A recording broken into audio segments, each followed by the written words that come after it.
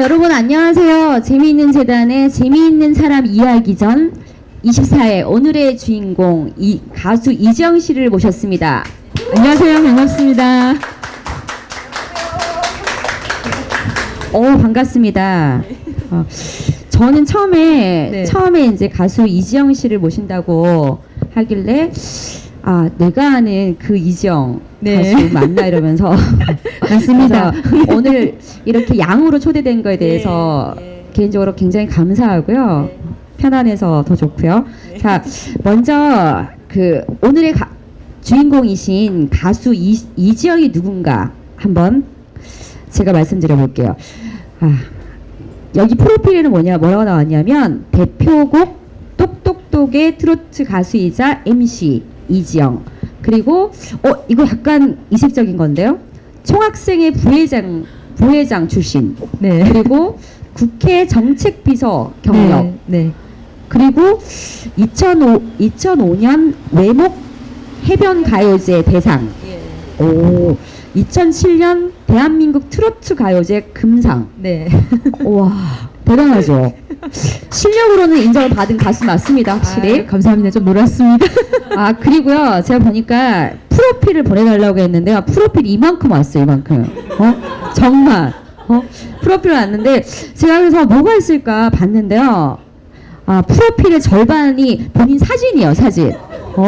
예쁜 사진이요, 떼겨서. 기획사용 그 프로필이기 때문에 어쩔 수가 없어요. 그리고 보니까 2007년에 제10회 한국연예스포츠신문사 연예대상 신인 가수상을 또 수상을 하셨어요. 그리고 2008년에도 보니까 제8회 대한민국 환경문화대상 특별상.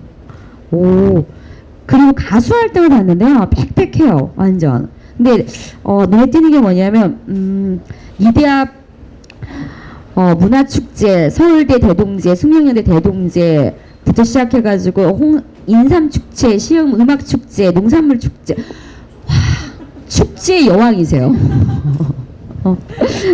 정말 굉장히 많은 걸 하셨고, 그리고 굉장히 눈에 띄는, 제가 프로필 이렇게 많아도요, 제 마음에 드는 것만 소개를 하는 거예요. 네, 봤는데, 활동을 하시는 것 중에 그 리스타트 운동본부 나눔대사를 하셨고, 그리고 그 한국전파진흥원 홍보대사를 하셨고요. 그 다음에 국제지도자연합 홍보대사 하셨고, 사단법인 대한팔씨름협회 홍보대사. 팔뚝이 눈에 띕니다. 팔뚝이 지금. 문호공 회장님이 하시는 데인데요. 노래를 하신 건 아니고 제가 보니까 아니, 노래를 한 거 맞는데 그 SBS 무슨 뭐 이렇게 막 좀 별난 사람들 나오는 프로그램 있잖아요. 거기 이제 문호건 회장님이라고 그 대한민국 팔씨름협회가 한 군데 있어요. 거기 회장님이신데 제가 트로트를 일단은 대표곡을 하고 있다 보니까 그런 분들을 많이 접촉할 기회가 생겨요. 여러 가지 뭐 향토에 이렇게 관련이신 분들. 그래서 이제 또 인연이 돼서 좀 저는 개인적으로 팔씨름 대회에 나가셔가지고 뭐 팔뚝으로 봐서는 그렇습니다만은 제가 힘은 별로 없어요. 자, 그럼 본격적으로 가수 이지영 씨하고 얘기를 한번 나눠보도록 할게요. 자, 이력을 보니까 굉장히 독특하신데요. 근데 가수로서 삶을 선택하신 게 제가 보니까 이런 이력을 가지시고 하면 어린 나이 시작하신 건 아니신 것 같아요. 맞아요. 그래서 가수로서 이렇게 삶을 시작하게 된 계기랄까? 뭐 인생 요런 얘기들을 조금 많이 궁금해할 것 같아요. 네, 사실은 원래 꿈이 가수였어요. 정말로 어렸을 때부터 꿈이 가수였는데 사실은 그 꿈을 가지고 현실에서 용기를 내가지고 도전하기까지 굉장히 다들 힘들잖아요. 저도 굉장히 힘들었거든요. 그러니까 이제 그 대학 때 뭐 워낙 그 시골이었기 때문에 여자를 대학에 안 보내는 또 이런 집안 안 보내려고 하는 어르신들의 또 막강한 반대와 이런 것들 때문에 굉장히 힘들다가 그때가 아마 전토회에 들어가면서였던 것 같아요. 가장 크게 이제 그 어떤 그 생각이 전환하게 될 텐데, 그때 제가 그 대학교 1학년 시절인데 전토 불교 대학생회를 동아리로 하고 있을 시절이었어요. 그래서 어느 날 학교에 동아리 활동을 하면서 뭐 반야신경도 뭐 이렇게 뭐 특정 종교를 하는 건 아니고요.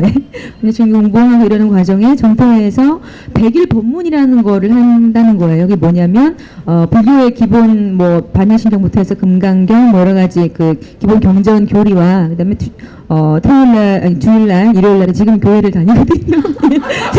지금 교회를 다녀서, 예, 주일날은 이제 뭐 사회 저명 인사를 오셔가지고 강의하시는 그런 아주 좋은 프로그램이 진행을 한다고 하더라고요. 그래서 굉장히 좀 하고 싶은 마음이 들었는데 그때 우리 유수스님이 한마디 딱 던지시는 게 그때 제가 1년 정도 정도 대학생회를 활동했을 시기인데 잘 나와요. 애가 잘 나온단 말이죠. 까불까불하고 잘 나오고 막 친하고 막 그러는데 너 도대체 알고 다니냐 모르고 다니냐 이렇게 한마디 하시는 거예요.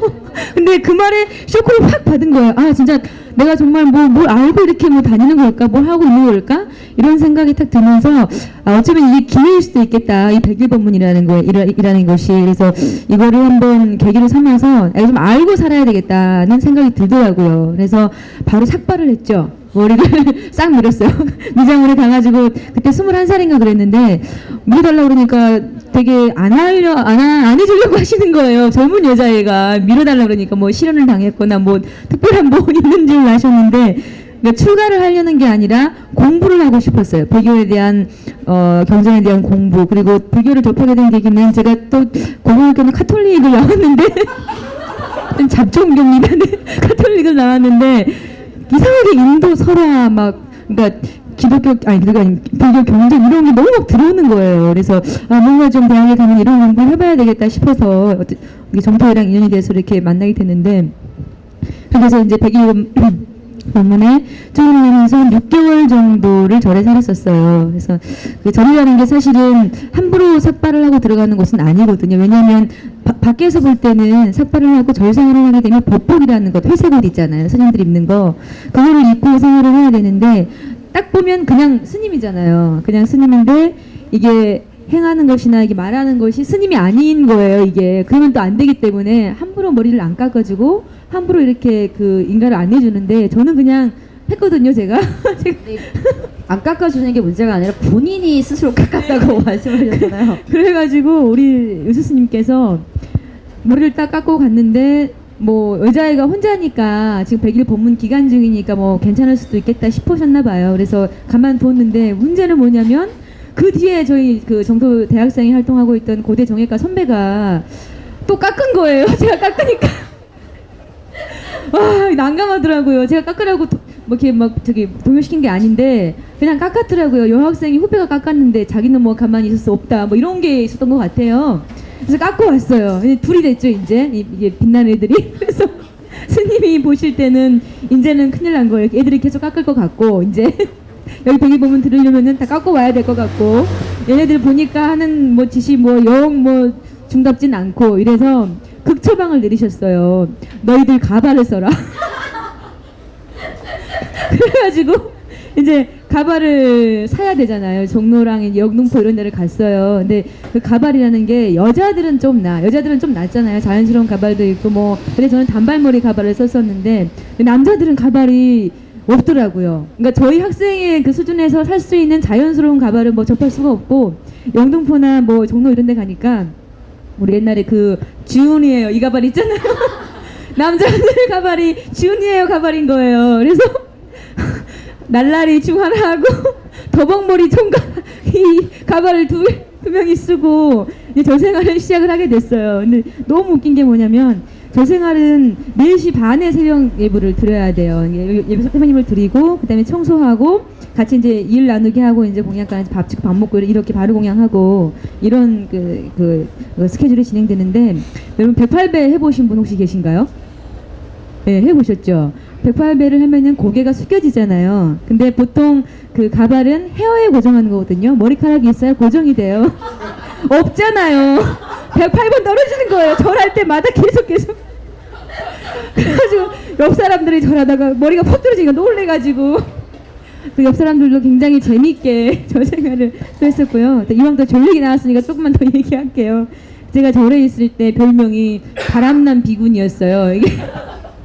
이게 왜 그러냐면은 제가 원래 안 그랬거든요. 저는 고등학교 때까지만 해도 카톨릭이고 뭐 미사하고 뭐 이런 버전이었기 때문에 그냥 조금 특이한데 막 드러내놓고 이렇게 막 까불지는 않고 막 뭐 팝송이나 부르고 막 이런 정도였는데 이상하게 절에 오니까 애가 막 너무 막 춤추고 있고요. 제가 막 노래하고 있고 뭐 그때 막 스승의 날 때는 머리 깎은 상태였는데 배꼽티 입고 막 스님 앞에서 막 춤추고 막 이러고 있더라고요. 제가 장기자랑 시간에. 그러니까 그렇게 되더라고요. 그게 본성을 이렇게 막 이렇게 거쳐주면서 뭔가 저를 찾아주었던 어떤 그런 계기였던 것 같아요. 한번 이렇게 딱, 아, 내가 이런 거에 굉장히 반응을 하고 있고 이런 걸 좋아하는구나, 라는 거를 알고 난 이후에는 스님하고 쇼부를 쳤어요. 스님, 그 절이 정토회가 아시겠지만 나무터미널역에 있어요. 그 옆에 이원 호텔이 있고, 무슨 나이트도 있고 막 이런 데인데, 그러니까 일종의 포교원 형식의 절이지 산속에 있는 절은 아니었거든요.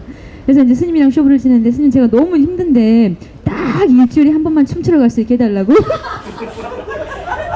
그래서 방배동에 그러니까 이상한 막 클럽 이런 데 아니고요. 춤 가르쳐 주는데 학원에 이제 등록을 하게 됐어요. 스님이 그래도 얘를 좀 이렇게 좀 건지고 싶으셨던 아니, 모양이지. 절에는 왜 가셨어요, 대체? 그러니까 아니, 아까 들으셨죠, 여러분? 아까 얘기할 때 공부하려고 머리를 빡빡 밀고 그러는데 언제쯤 공부 얘기를 좀 들을 수 있을까요? 그러니까 그게 사실은 숨겨져 있던 저를 찾게 된 공부가 그 공부인 거죠, 사실은. 네. 그러니까 그동안 너무 이렇게 가정 환경이나 뭐 현실적인 이런 제약들 때문에 참다운 저를 찾을 용기를 못 냈던 거예요. 근데 거기서 이제 어느 정도 저하고 대화하는 시간이 많게 되잖아요. 명상도 하고 막 이렇게 또 법문이나 이런 거를 들으면서 그 불교의 이야기는 핵심은 계속 자기 자신과의 대화, 명상 이런 포인트거든요. 그래서 이런 거를 자꾸 하면서 정말로 내가 원하는 게 뭔가 이런 거에 대한 생각을 어린 나이지만 계속 했었고, 그런 거에 포인트가 맞춰져 있다 보니까 애가 춤추고 노래하고 막 이러더라고요. 그래가지고 이제 일주일에 한 번씩 이제 춤을 추는데, 이게 그 학원에 그 진도가 있기 때문에 그 모션을 다 외워야 되는 거잖아요. 그래서 연습할 데가 없어요. 그래서 절에서 어떻게 연습할 수가 없고 음향 장치도 없잖아요. 뭐 법당에서 할 수도 없는 거고. 그래서 옥상으로 이제 몰래 올라갔어요. 카세트 테이프 딱 리어폰으로 끼고, 그래서 법복을 입고 포교원, 절 그때 지금은 크지만 그때는 옥상이 있었거든요. 저 다 살았던 시절에는 올라가서 이제 꽂고, 그때 배운 이제 모션을 막 연습하면서 이제 막 비비고 막 뭐 흔들고 막 이러는 거예요. 근데 문제가 뭐냐면 그 같은 그 옆에 층에 있는 같은 높이는 다 사무실이고 막 이렇거든요.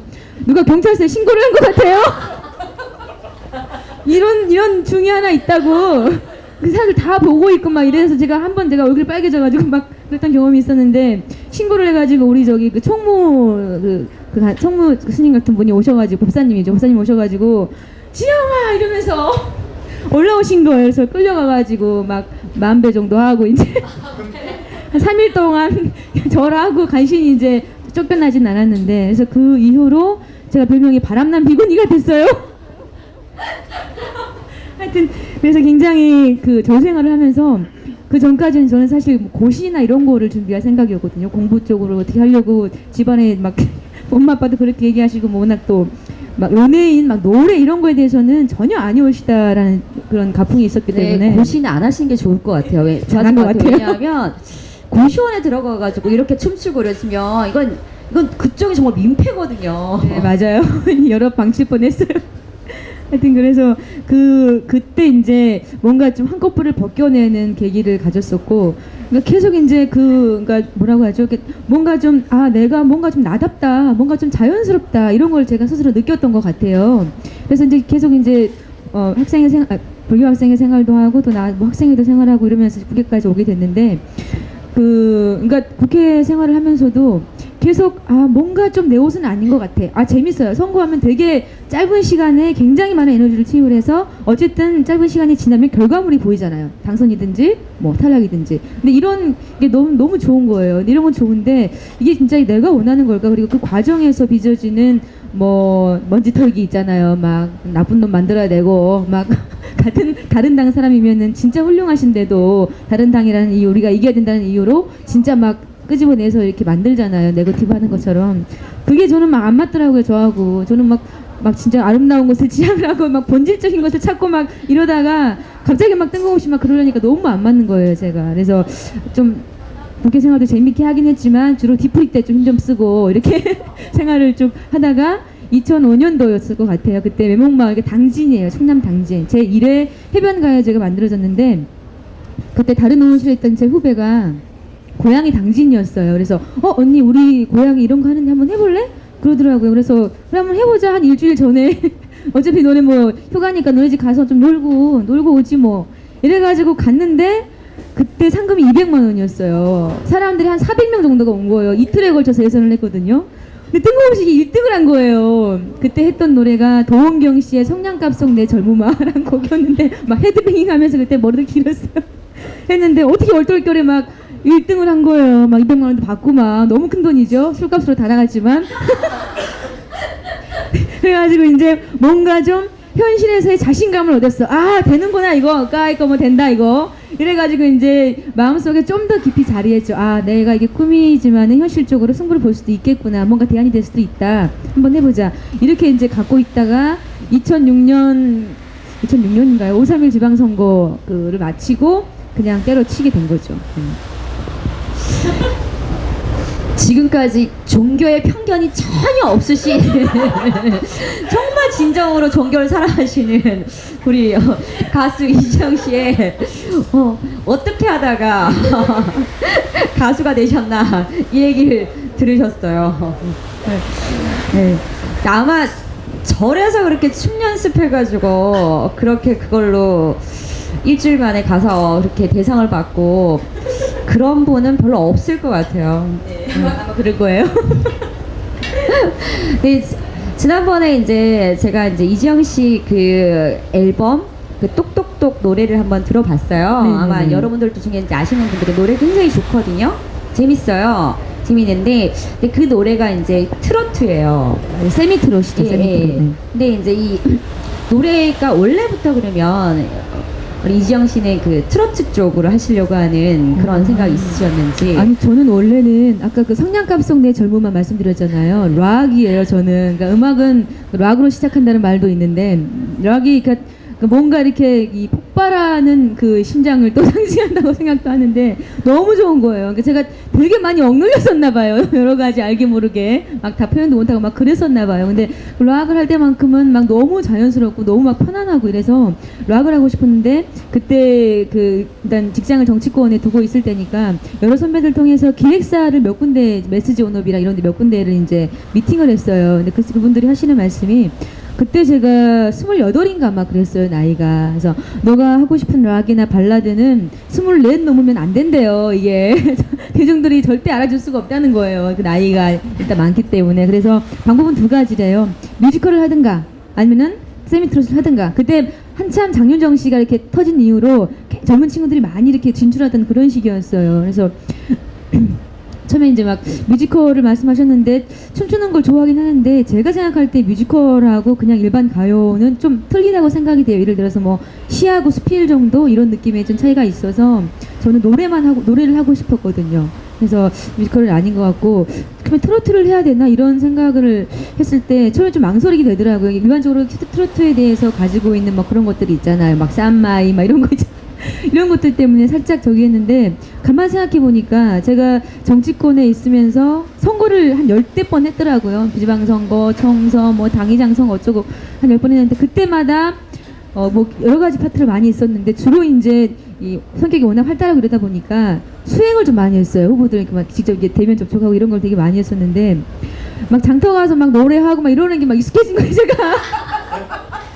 막 어머나 너무 잘하고 한번 마이크 잡은 사람들 다 와가지고 막 박수치고 있고 막 이런 거예요. 그러니까 너무 익숙해 제가. 그러니까 음색 자체는 사실 뭐 미성도 있는데 트로트도 맞아요. 트로트도 맞는데 오히려 락이 안 맞다 그러시더라고요. 목소리가 얇아가지고 이제 락을 할 때는 사실 목을 좀 긁어서 좀 하긴 하는데 그렇게 해보면 이제 기침 나오고 이제 좀 저기 한데 트로트 할 때는 좀 쉽거든요 사실. 그게 약간 비음도 들어가고 뭐 이렇게 하는데 좀 쉽고 제가 지금 맞는 것은 발라드 쪽인 것 같은데 어쨌든 현실적으로 선택한 거는 세미트롯인데 나중에 그러니까 하고 싶은 음악은 이 세미트롯 범주 안에서 이게 현실적인 대안은 사실 세미트롯이거든요. 제가 이거 현실적으로 쇼부로 볼 수 있는 장르는 근데 그 안에서 퓨전 느낌으로 락 트로트라든가 뭐 이런 거 있잖아요. 이런 것들을 좀 작업을 좀 해보고 싶어요. 아 역시 그 종교에도 편견이 없으신 것 같고요. 음악에도 일단 자유로우세요. 편견 없으세요. 자유로운 영혼이에요. 네. 제가 보니까 이분은 락도 하시고 발라드도 하시고 세미트로트라도 하시고 다 하실 것 같아요. 그러고 보니까 이제 그 공연을 되게 많이 하셨는데 네네네. 아마 이제 그런 그 첫 공연에 대한 기억은 보통 사람들이 이제 잊혀지지 않는다는 맞아요, 그런 얘기를 맞아요. 하시더라고요. 야. 그래서 우리 이지영 씨도 첫 공연에 대한 뭐 이런 재미있거나 내지는 그런 아련한 기억이 있으신지. 당연히 있죠. 첫 공연 진짜 그때 아마 제가 가장 열정을 쏟았던 때가 아닌가 싶은데, 사실 이제 그 기획사들 몇 군데 그 얘기를 하면서 다양한 기획사들이 많더라고요. 뭐 여러 가지 뭐 마지막 계약 단계까지도 갔었는데, 가장 기분 나빴던 것은 일단 사고 방식이 좀 자유로워야 된대요. 나 무조건 자유롭다. 나는 자유로운 영혼이다. 뭐 없다. 걸리는 거 없다. 근데 그 자유가 아니라 남성에 대한 자유였던 거예요. 이 기획사에서는 장자연 사건들 다 아시잖아요. 그래서 이런 기획사들부터 해서 무슨 뭐 하여튼 뭐 원치 않는 곡을 좀 이런 별의별 기획사가 막 다 있어요. 그래서 이거 나하고 기획사는 안 맞는 건가? 그리고 이제 그쪽에서 요구하는 무슨 뭐 어떤 무슨 관계에 대한 무슨 스타일이나 코드들이 저를 굉장히 구속하는 거예요. 저는 또 그거는 못 하거든요. 하기 싫은 걸 저는 못 해요. 하고 싶은 거 미친 듯이 하는데 하기 싫은 거를 막 어거지로 하는 거를 어느 순간부터 못 하겠더라고요. 그때 그 바람난 비군이 맞아요. 그 얘기를 했어야 돼요. 맞아. 이해를 했을 텐데. 그래가지고 기획사들은 아닌갑다. 그러면은 어떻게 해야 될까? 이 사태를 우리는 하고 싶고 가수를 해야 되는데 기획사에 안 들어간다? 그럼 독립군인데 어떻게 해야 될 건가?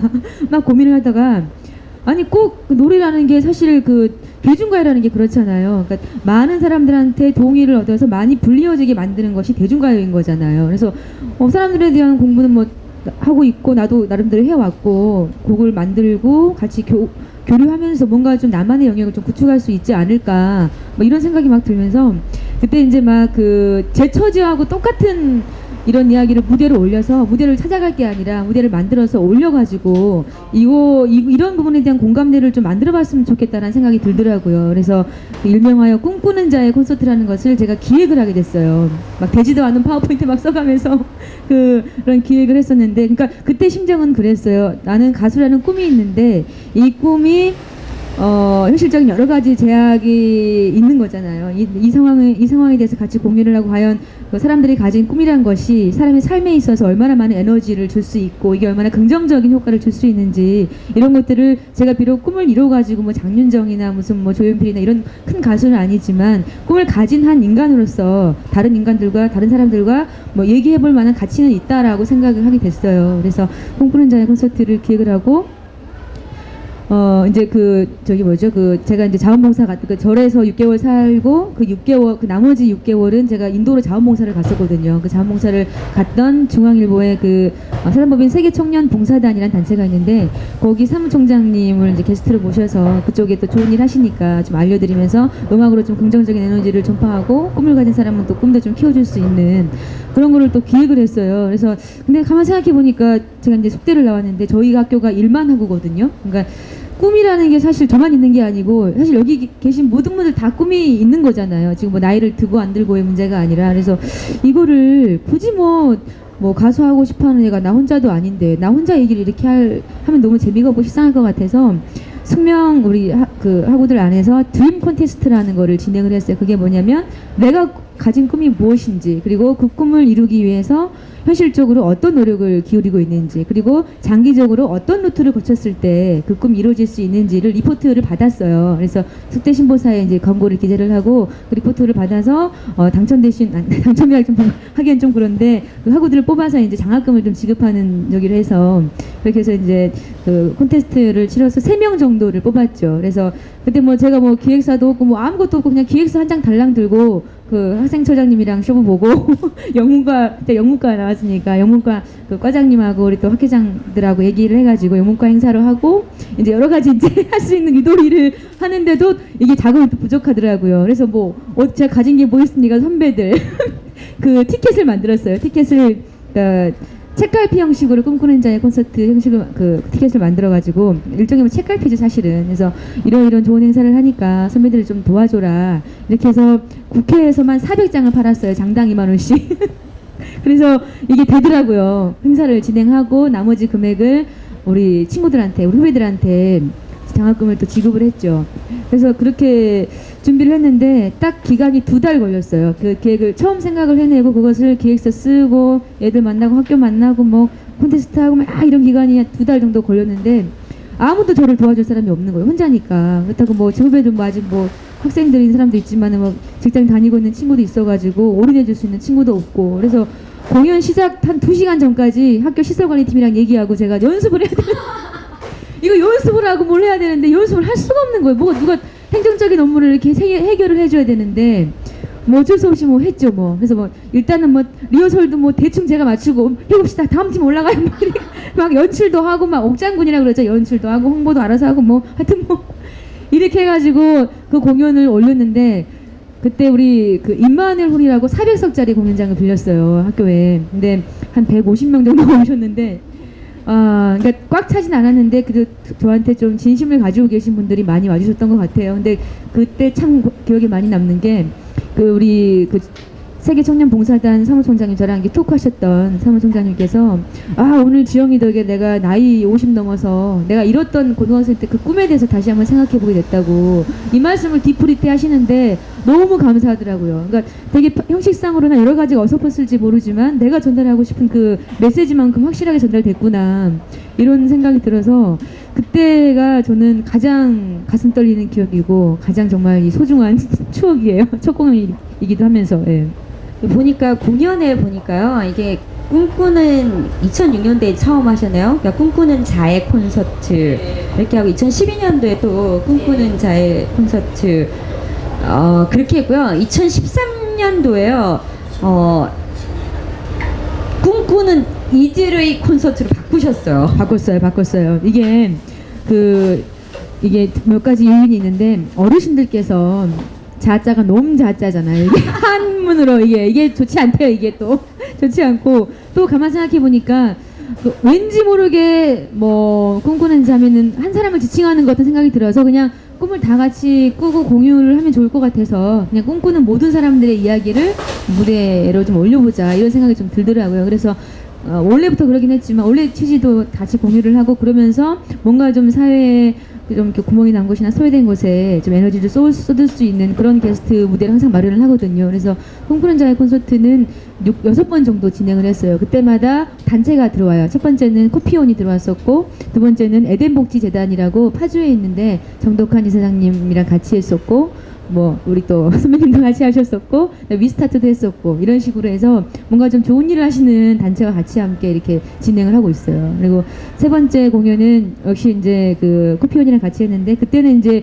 프로젝트형 공연이었어요. 아프리카에 있는 학교에 우물 파주기 그런 기금 마련을 위한 콘서트를 홍대 쌈지 스페이스에서 했었는데 그러니까 그런 게 되게 좋은 것 같아요. 노래라는 게 일단 내가 좋잖아요. 내가 막 취해가지고 막 하는 것도 좋은데 내가 좋으면서 남도 좋을 수 있게 만드는 뭔가 이런 1+1 효과 같은 거 이런 걸 자꾸 이렇게 생각하고 자꾸 이렇게 만들어내가는 게 이게 참 저는 보람이 있더라고요. 예, 그래서 그런 식으로 앞으로도 계속 만들어 보려고 해요.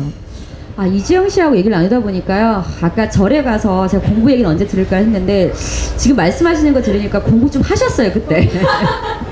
생각 공부 좀 하셨어요. 그렇지 않고서는 이런 콘서트를 기획하고 이런 꿈에 대한 얘기를 하실 수가 없을 것 같아요. 근데 공연을 축제나 이런 공연을 되게 많이 하셨어요. 되게 많이 하는데 아마 이 정도 됐을 때 그렇게 공연을 지방 축제부터 이렇게 많이 했으면 재미있는 에피소드는 많지 않을까 이런 얘기들을 궁금해하시는 분들 많을 것 같아요. 그래서 만약에 진짜 많죠. 그런 부분들에서 조금 기억에 남는 내지는 재미있거나 황당하거나 어이없거나 엽기적이거나 이런 에피소드가 있으면 그리고 또 더불어서 제가 알기로는 우리 이지영 씨가 팬들이 되게 많으세요. 이지영 씨를 아끼시는 팬들이 되게 많으신데 무늬만 팬들은 아니신 것 같아요. 그분들이 자기 정성, 열정, 돈 써가지고 선물도 드리는 걸로 알고 있는데 기억에 남는 선물이 있거나 팬이 있으시면 이번에 조금 소개시켜 주시면 어떨까요? 네, 일단은 첫 번째 질문 공연 에피소드부터 좀 말씀드리겠는데요.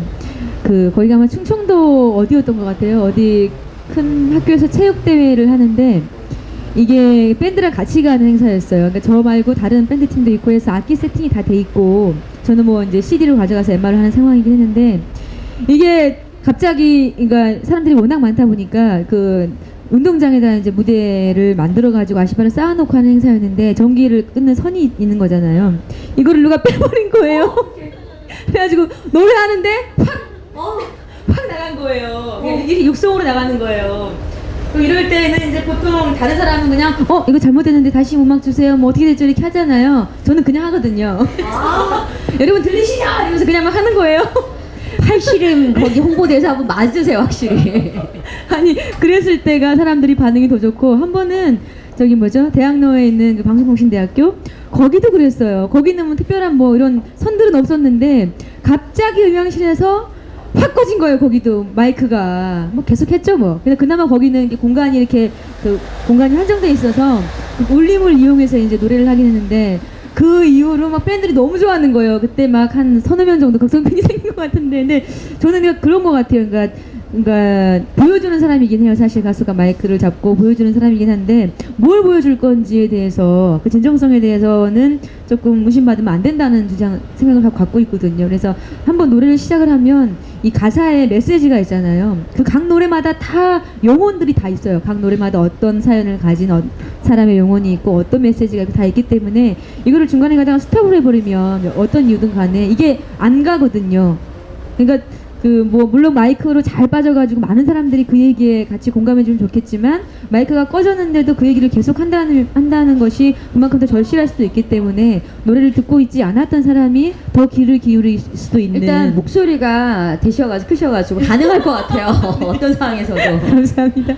예, 그래서 그런 공연들이 있고, 그러니까 워낙 또 이제 막 팬들이 막 있다 보니까 제가 사실은 사람을 잘 기억을 못해요. 그러니까 일단은 누구시죠 하면 안 되잖아요. 그래서 다 악수하고 오셨냐고 이제 이렇게 해요. 근데 나중에 그때 막 거기서 봤는데 더 얼굴도 살 좀 쪘어요. 뭐 더 좋아졌어 이러면은 이제 사실 잘 기억이 안 나요. 그래서 착각하고 있던 또 이제 팬이 있었는데 그때 이제 우리 매니저와 같이 이제 그때 시흥 행사인가 보다 같이 가는데 이제 얼굴을 왠지 좀 이렇게 많이 아는 그 팬인 것 같은 거여서 오셨냐고 이제 제가 이제 옆에 계시길래 악수를 했죠. 그랬더니만은 우리 매니저가 누군지 아세요? 막 이러는 거예요. 그러니까 그때 봤던 우리 팬 아니냐고 아니라는 거예요. 혹시 VIP 아니신가요? 모르겠어요. 그래서 지금 엉뚱한 사람한테 다 아는 척하고 지금 막 인사하고 막 이러고 다니는데 모르겠어요. 회사에서 볼 때는 좀 답답한 사고뭉치일 수 있을 것 같은데 저는 이런 제가 좋거든요.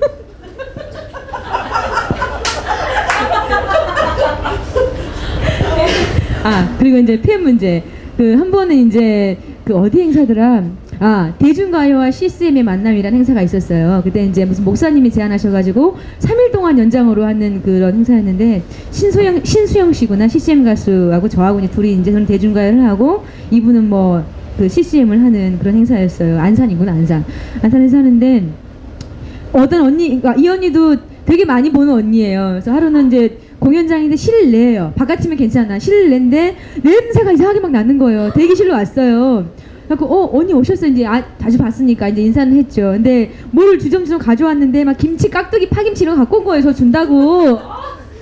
그러니까 너무 고맙죠. 뭐 음식도 못하고 하는데 너무 감사한데 이런 걸 가져와가지고 저는 공연 끝나야 집에 갈 수 있잖아요. 공연 시작인데 이제 몇 시간 동안 그 냄새가 이제 온 공연장에 이제 그게 한 100좌석밖에 안 되는 공연장이었거든요.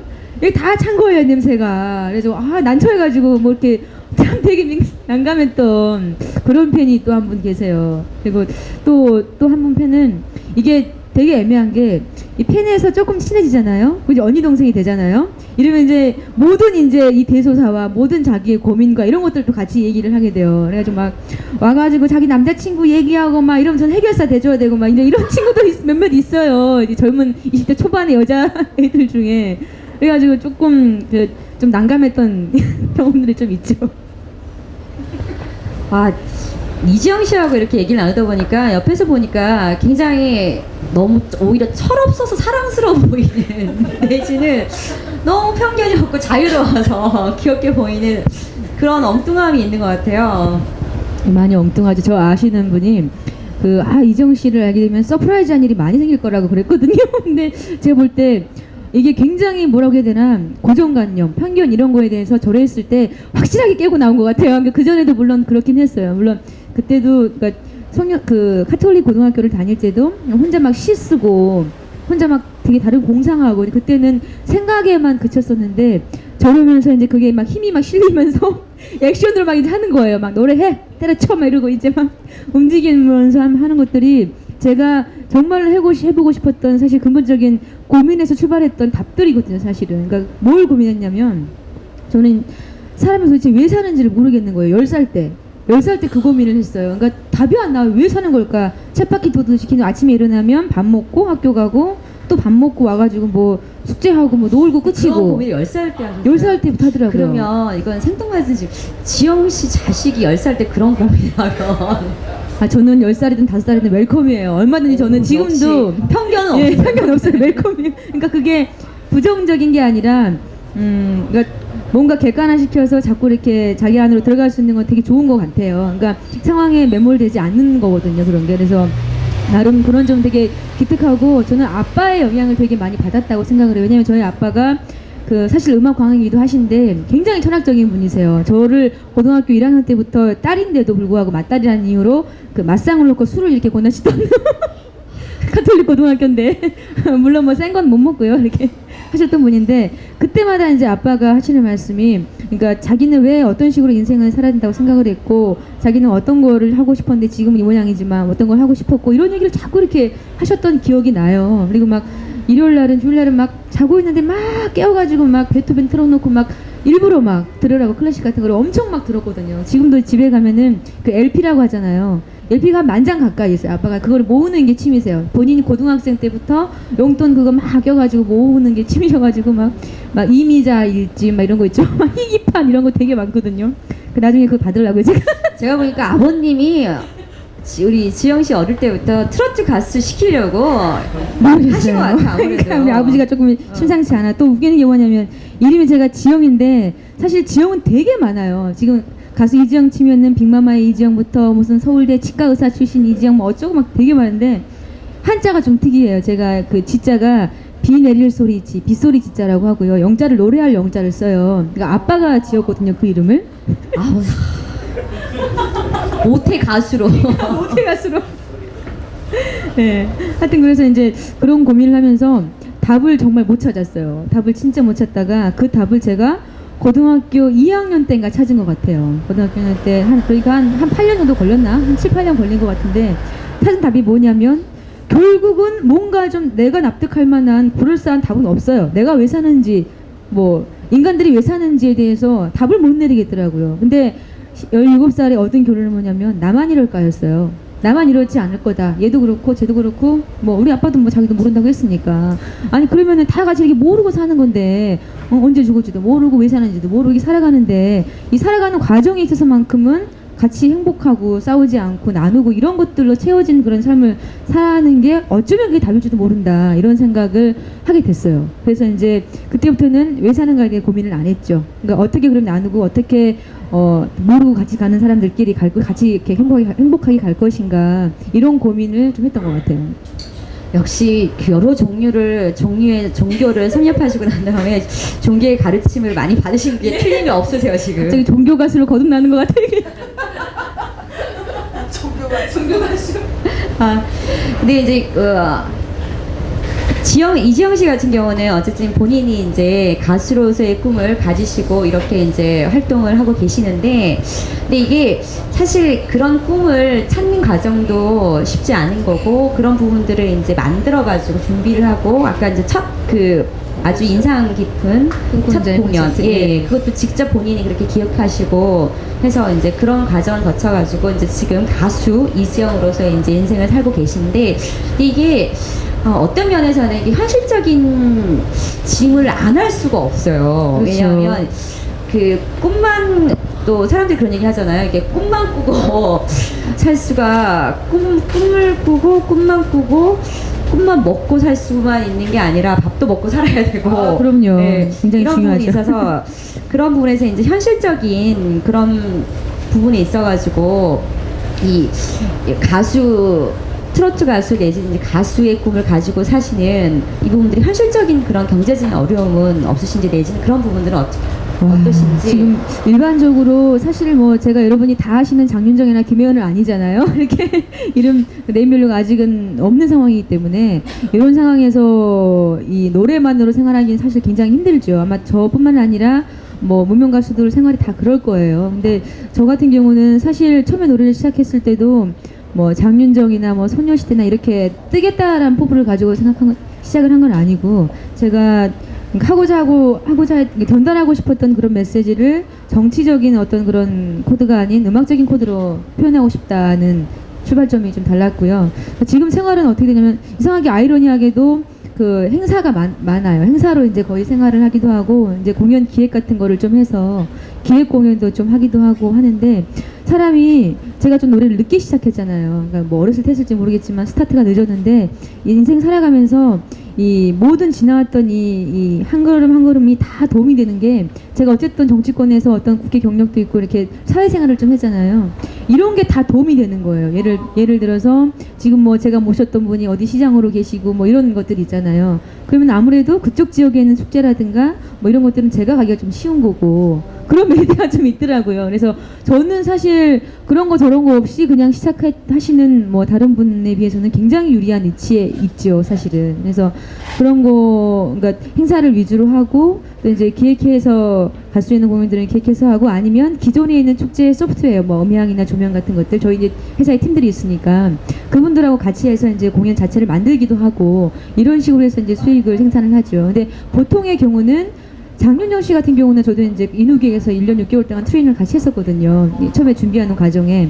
근데 그쪽에 돌아가는 것은 일단은 괜찮은 제목이 보이면 자본력이 있는 기획사가 컨택을 하죠. 컨택을 해서 뭐 1년이건 3년이건 이제 트레이닝을 시켜서 전문 용어로 딱지라고 그래요. 그러니까 리본이라고 하기도 하고 딱지라고 하기도 한데 이 세미트롯이나 이런 그 장르는 뭐 유흥업소 라이트나 뭐 이런 데 있잖아요. 뭐 이런 데에서 먹어주기 때문에 한 번 공연에 해당 뭐 100만 원이 200만 원이든 해가지고 이렇게 우리가 이 가수를 키우려고 하는데 아직 음반은 없는데 이걸 준비하려고 한다. 근데 너네가 괜찮은 제목 같으면 뭐 딱지를 한 200개만 사라. 한 20개만 사라. 그러면은 100만 원씩만 쳐도 2천만 원이잖아요. 이렇게 해서 스폰서링 먼저 하는 거예요. 이렇게 돈 먼저. 그렇게 해가지고 이제 이 친구를 뭐 방송이나 이런 데 투입하려면 돈이 들어가니까 이렇게 해서 이걸 키우는 거죠. 그래서 계속 그러니까 로테이션 되는 거예요. 밤에 이래가지고 돈 벌어서 방송에 투입하고 방송에 나가면은 아무래도 알려지니까 행사 개런티가 올라가고 이런 식으로 계속 시간이 되면서 이제 뜨게 되는 거죠. 그래서 어머나를 보통 이제 LG U 플러스 폰이라고 알고 계시는 분이 많은데 그 어머나를 띄우기 위해서 6년이 걸렸어요. 그러니까 아이디어죠. 홍익선 사장의 이런 아이디어로 홈플러스 매장에도 깔아보고 LG랑 접촉해보고 굉장히 많은 시도를 한 거죠. 그러니까 그 밑에서 이 한 사람의 가수가 나오기까지 정말 수많은 기획사 분들 그리고 가수 본인도 있겠지만은 그런 스태프들이 굉장히 많이 고생을 하셔야 돼요. 그렇게 해서 이제 한 곡이 만들어지는데 이 세미트로트 쪽은 5년에서 10년 걸린다고 잡더라고요. 요즘에도. 근데 다른 데에는 지금 뭐 애들 가수나 뭐 SM이나 뭐 JYP나 이런 데랑은 좀 많이 틀리고 뭐 지금 뭐 무슨 뭐 오디션 프로그램 되게 많잖아요. 굉장히 좀 오픈되긴 했는데 이쪽은 아직까지 그런 건 별로 없어서 좀 어렵긴 하죠.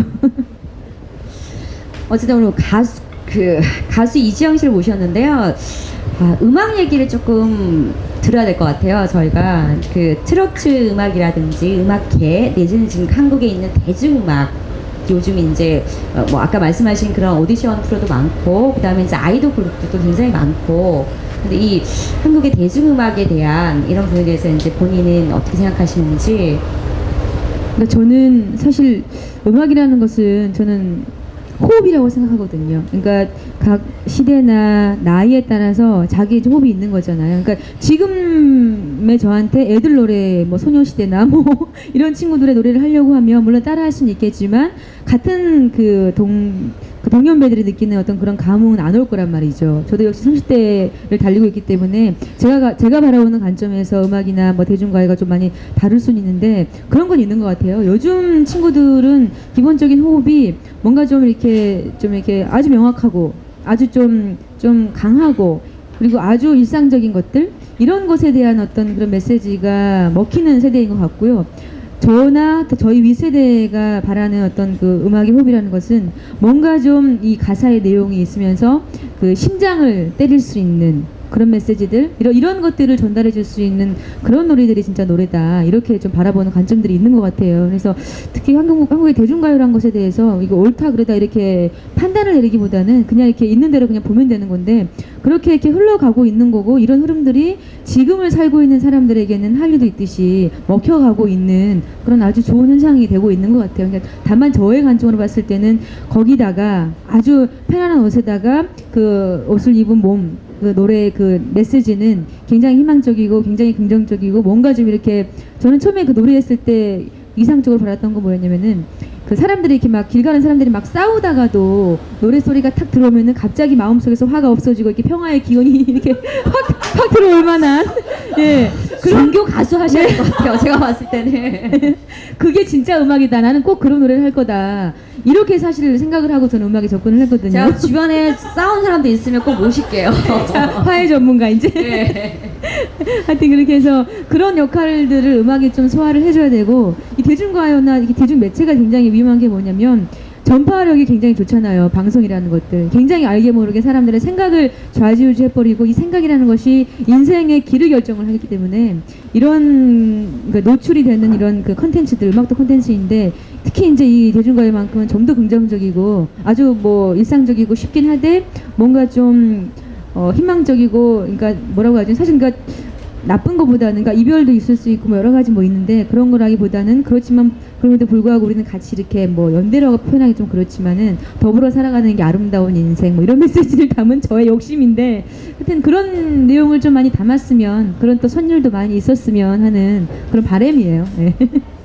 아, 역시 제가 보기에는 화해의 가수이자 종교의 가수이자 음악이 종교예요. 네, 그러신 것 같아요.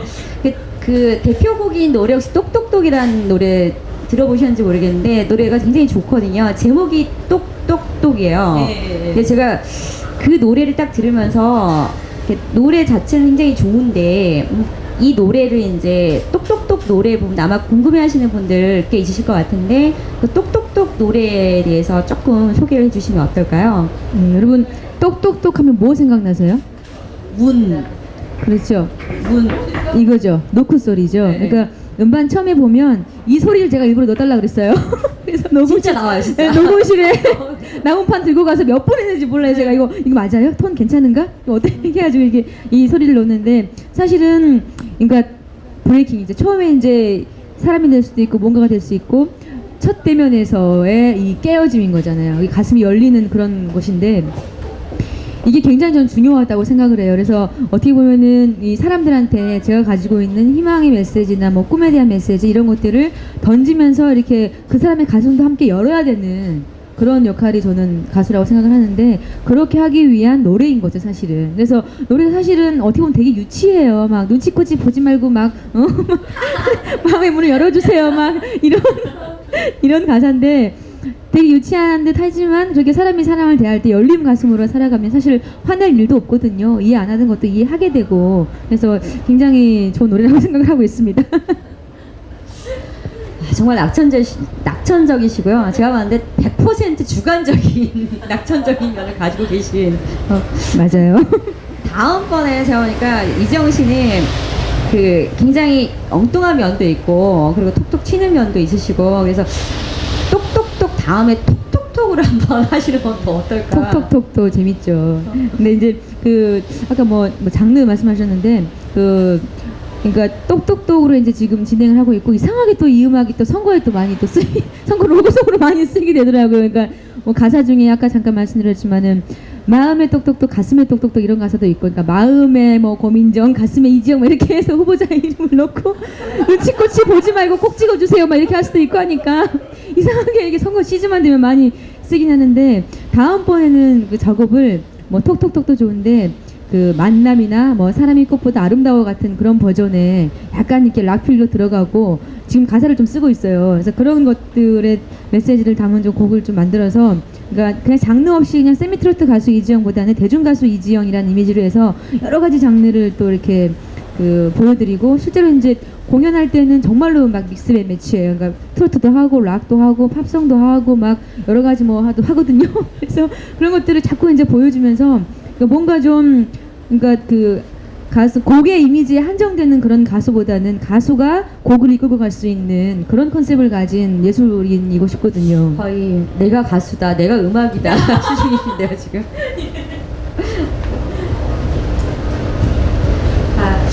거의 시간이 많이 지난 것 같은데요. 그 두 가지 말씀을 한번 들어봤으면 하는데, 이제 앞으로 이제 어쨌든 이제 이지영 씨 같은 경우는 이제 가수의 꿈을 이제 돌아서 왔지만 본인이 찾아내시고 본인이 준비하셔서 이제 그렇게 공연 준비를 하고 계시고 하셨고, 또 앞으로도 이제 가수, 대중가수, 사랑받는 그 대중가수 이지영으로 이제 본인의 꿈을 담은 인생을 사시겠다고 하셨는데, 앞으로 이제 그런 미래에 대한 그 꿈에 대해 가수라는 꿈을 가지면서 미래에 대해서 이제 하시고 싶은 계획이나 아니면 생각하시는 일들이 있으시면. 저는 일단은 또 역시 주관적인 생각인데요. 이 노래하는 국민이 많은 나라는 부강하다고 저는 생각을 해요. 왜냐면 이 노래라는 게 그냥 막 흥얼거리면서 이렇게 그냥 막 스쳐 지나가는 것 같지만, 일단은 뭔가 이렇게 힐링하는 효과도 있고, 뭔가 좀 이렇게 그 몰입된 상황에서 한 발짝 벗어날 수 있게 해주는 묘한 또 그런 장치가 돼 있는 게 사실 노래거든요. 그래서 몰입되지 않으면 사고가 일어날 수가 없어요. 거기에 빠져버리지 않으면 나를 보는 제 3에 나가 있기 때문에 어떤 사건이나 뭐 이런 것들이 별로 잘 안 일어난다고 저는 생각을 해요. 그래서 저는 정말로 이 제안 드리고 싶은 게, 노래를 이렇게 한두 곡, 그러니까 다 가지고 계시겠지만은 하루에 한 30분 정도는 꼭 노래를 해야 된다. 전 국민이. 전 국민이 30분 정도는 노래를 좀 해야 이 생활이 이렇게 활력소가 되고, 뭔가 자기한테 쌓여있는 에고나 이런 것들이 녹아져 내릴 수 있다는 좀 생각을 하고요. 이 생각을 왜 하게 됐냐면, 제가 사실은 이선희 씨를 굉장히 좋아해요. 그러니까 우리 아버지가 이선희 씨를 굉장히 좋아해서 막 그리운 나라 뭐 이런 거 되게 많이 들었는데, 이선희 씨 노래 중에 또 자주 부르는 곡이 인연이라는 곡이 있어요. 근데 인연이라는 이 곡이 왕의 남자 주제곡이었는데, 그 내용이 뭐냐면 진짜 막 이루지 못한 그 애절한 사랑에 대한 아쉬움을 담은 뭐 그런 노래인데, 좀 개인사가 좀 나오는데 막 우리 엄마인 것 같은 거예요. 그러니까 엄마가 지금 돌아가셨어요. 그러니까 지금 이제 어머니가 계신데 생모는 돌아가셨거든요. 저 엄마 얼굴 몰라요. 근데 마치 우리 엄마가 하고 싶은 그런 내용인 것 같아요. 실제로 처음에 이제 음악을 하면서, 원래 이제 국회에 있었고 뭐 선거나 했지 뭐 마이크를 잡았던 사람은 아니기 때문에 이 가수라는 이 레벨까지 올라오기까지 굉장히 많이 시간이 필요했어요. 하루에 막 8시간씩 노래하고 막 살도 지금은 다시 쪘지만 살도 막 많이 빼야 되고, 진짜 목에 한 피를 한 2번인가 터뜨렸나, 하여튼 엄청 진짜 한 1년 정도 한 곡을 1년 연습했거든요. 그러니까 그렇게 막 시간이 많이 필요해요. 그러니까 기본적으로 잘하는 것만으로 되지는 않고, 이거를 일반인하고 딱 소리 딱 첫 소절을 냈을 때 이게 톤이 다르게 나가야 되는 게 가수고, 또 이제 우리 선생님께서 하시는 말씀이, 가수라는 직업은 하늘하고 사람을 연결하는 통로라고 그랬거든요. 그래서 이 좀 어떻게 보면 형이상학적인 이야기일 수도 있는데, 이 소리 하나로 사람의 가슴과 마음을 다 열어서 다 연결시킬 수 있는 사람이어야 되거든요, 가수는. 그래서 그렇게까지 하기까지 일단은 나를 깨야 되고 내 목소리의 한계점을 벗어나야 되는 그런 노력이 필요하기 때문에 굉장히 많이 노력을 했는데, 지금도 부족하죠. 지금도 갈 길이 한참 먼데, 어쨌든 평생 가는 거니까 그런 트레이닝이나 노력 같은 것들은. 그렇게 해서 이런 과정을 거치면서, 그러니까 누구에게는 그게 뭐 미술일 수도 있고, 누구에게는 뭐 다른 뭐 어떤 기재가 될 수 있는데, 특히 이제 노래라는 것이 뭐 저처럼 막 가수를 하기 위해서가 아니라 그냥 일상적인 뭐 생활을 하면서도 뭐 시간을 내서 노래를 하면서 충분히 이렇게 마음이 가벼워지고 긍정적인 효과 를 거둘 수 있다는 생각이 좀 들어서, 전 국민의 30분 노래를 생활해야 된다는 걸 좀 주장을 드리고 싶고요. 그리고 또 이제 공연을 이제 계속 이제 만들어 가고 있는데, 저는 꿈꾸는 이들의 콘서트를 계속 해나갈 생각이에요. 그래서 전국에 있는 많은 또 인생에 대해서 공유를 하고 나누고 싶어 하시는 분들, 나눠야 될 곳들, 이런 것들을 또 연결을 하면서 계속 이야기하면서 많은 사람들한테 이제 이야기하고 이렇게 알게 하고 같이 느끼고, 이런 것들이 그 굉장한 효과가 있더라고요. 그래서 그 공연도 계속 해서 뭐 지방 전국 투어도 좀 해보고 범윤수님처럼 하여튼 그렇게 해볼 생각도 갖고 있고요. 또 이제 제가 음악을 하면서, 그러니까 사람이 자기가 속한 환경이라는 게 참 중요한 것 같아요. 음악을 하면서 하고 싶은 게 뭐냐면, 정말로 음악이나 이런 거 예술을 하시는 분들은 그거를 안 하면 살 수 없기 때문에 하는 거거든요. 그러니까 뭐 시체말로 무슨 뭐 끼가 있다, 이거 뭐 못 풀어낸다, 뭐 이렇게들 얘기하시는데, 이거를 진짜 안 하면 살 수가 없어요. 인생이 정말 삭막해져요. 안 하시면은. 그러니까 어떻게 취미라도 해야 되고, 어떻게 뭘 이렇게 해야 돼요. 그래야 숨 쉬어지는 사람들이기 때문에.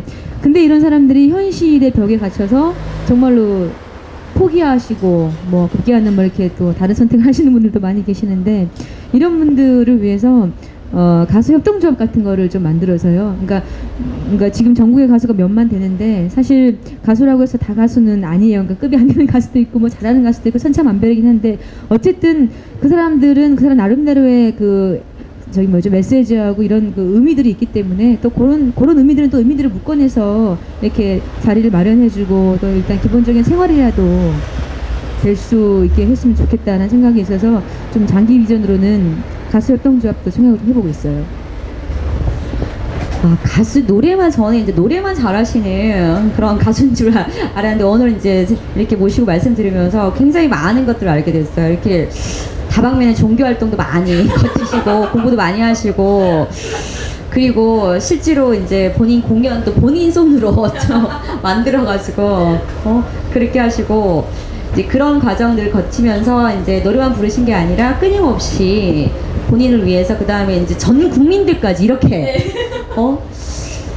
정신적인 건강부터 내신 일상의 건강 뭐 이런 것까지 생각하시고 걱정하시고 그리고 거기에서 노력하시려고 하고 그리고 특히 잠깐 저는 너무 감동받았어요. 싸움하는 사람들 노래 불러줘갖고 싸움 멈출 거라고 하는 그런 주관적인 확신을 가지시는 데 대해서 저는 한번 보고 싶어요 정말. 꼭 그런 노래 할 겁니다 제가. 오늘 말씀 너무 잘 들었고요. 그래서 끝내기 전에 이제 관객 여러분들이 이제 가수 이지영 씨에 대해서 이제 궁금하신 분 뭐 이런 분들이 많으신 것 같은데 질문 2개 정도만 받고 이제 그리고 끝내면 어떨까 싶은데요. 자 질문하실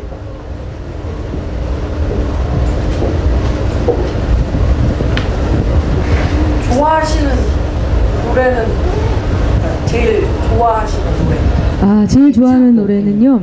휘트니 휴스턴의 I Will Always Love You란 곡하고 인연이란 곡 되게 좋아해요. 저기 영어 발음 조금 길게 해주세요. 여기 영어로 못하시는 분이 계세요. 얘는 다이아라고 알고 있죠. 예. 이제 이해가 가실 것 같아요. 표정 보니까 다 아시는 것 같아요. 다른 분. 지금 이제 꿈을 갖고 이제 살아가는 사람들이 있는데요. 그분들한테 뭐 조언 같은 거나 만약에 꿈을 이루어 나가다가 뭐 좌절할 수도 있는데 그분들한테 해줄 수 있는 조언 같은 거는 어떤 것인가요? 참고로 저분은 제가 좀 아시는 관객분인데요. 저분 지금은 아직까지 꿈이 없으세요. 네. 일단은 그 꿈이 뭔가에 대해서 확실히 자기가 갖고 있는 게 중요하겠죠. 이게 그 질문이 연관되는 게 꿈이란 거는 굉장히 소중한 거잖아요. 현실이 억셉트가 안 된다고 해서 쉽게 접을 수 있는 게 아니어야 이 꿈인 거거든요. 그래서 그런 정리가 끝났으면 그거를 정리하는 과정에서 자신과 굉장히 많은 대화를 했겠죠. 그만큼 절실해지고 그만큼 어려운 벽이 왔을 때 이거를 깨트릴 수 있는 에너지가 커져 있다는 증거거든요. 꿈이라고 표현할 수 있다는 것은.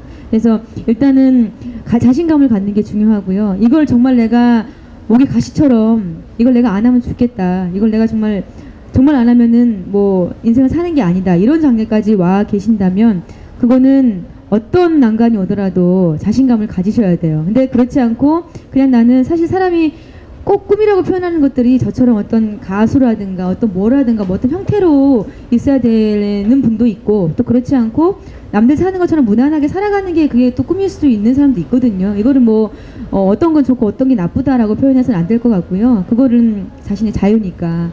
하지만 일단은 어떤 형태든 꿈이라고 생각이 된다면 그 과정에서 지치지 않고 그 난관을 그 숙제로 받아들이셔야 돼요. 그러니까 여러 가지 숙제가 있을 수 있는데 내가 여기까지 가려는데 이 숙제 해결했으면은 뭐 한 발짝 더 앞에 나갈 수 있는 거고 또 이 숙제 해결하면 한 발짝 앞에 더 나갈 수 있는 거고 이런 식으로 이렇게 그 지나가는 과정 그 디딤돌로 생각을 하셔야지 이 숙제가 디딤돌이 아니라 장벽이 되어버리면 그 꿈은 사라져 버리게 되거든요.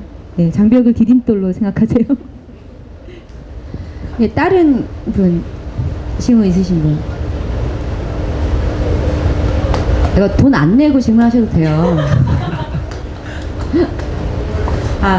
그럼 질문은 여기까지 받는 걸로 하고요. 제가 그 잠깐 가수 이지영 씨 모시고 얘기를 나눠보니까요. 개인적인 느낌은 명랑 만화 한 편을 본 듯한 느낌이 들어요. 감사합니다.